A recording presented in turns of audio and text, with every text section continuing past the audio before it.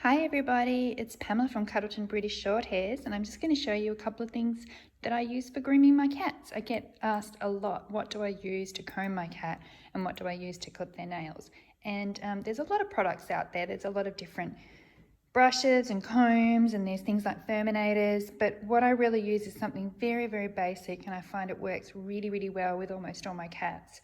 I do have some cats that have very dense coats, and I do have some cats that have very open coats. The denser coated ones, this is really great for maintaining them. If they do get clumpy, sometimes I do need to groom them and clip them, but this is the comb that you want to use to avoid that happening, and you want to get your cats used to it on a regular basis as well. So I would give them a groom. I would keep it somewhere handy, like coffee table or something like that, so that when your cat's comfy and cozy, you can just give them a quick comb over and they get used to it being a pleasant thing and being a happy thing for them to get done. And then when they do their coat change twice a year, you'll have a little bit less trouble with clumping. And you'll get more coat out on the comb. And I'd like to say that every bit of coat that you get out grooming is coat that you don't have to vacuum up or isn't on your couch or your clothes. So that's what I think about grooming coats. And this is the comb that I use. And this one is actually a very good comb. It's got different sized prongs. We have the longer prongs here, and these longer prongs are what you would use that would go down to the skin.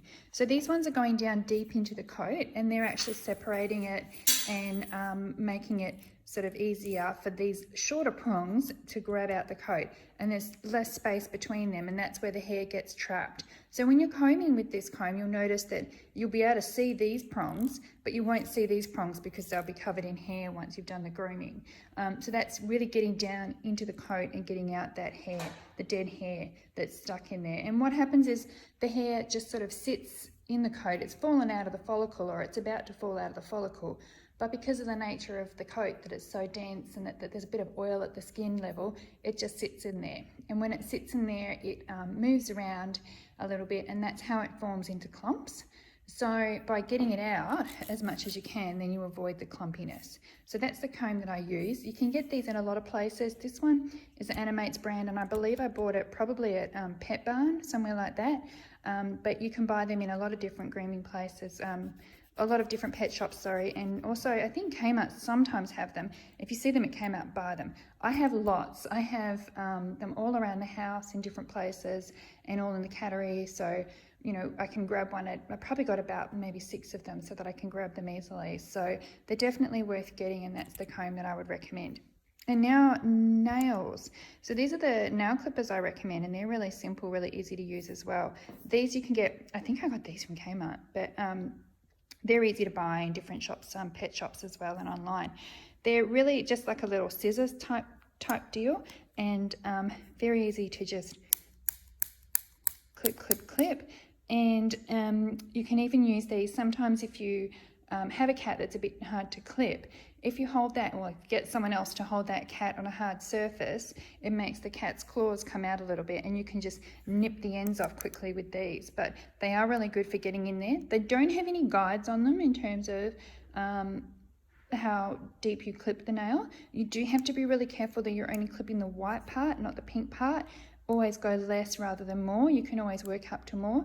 Sometimes at cat shows, when I'm judging, the cat's claws will be like clipped back to almost nothing, and I think that that's just a little bit too far.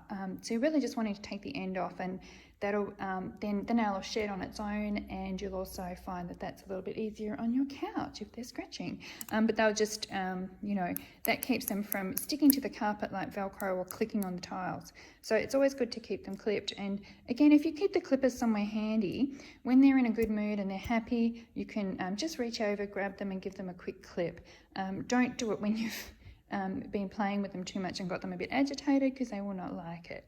So these are 2. You can see this one's nice and well worn. I think the kittens have actually chewed it. I think I left this one in the kitten room at one point.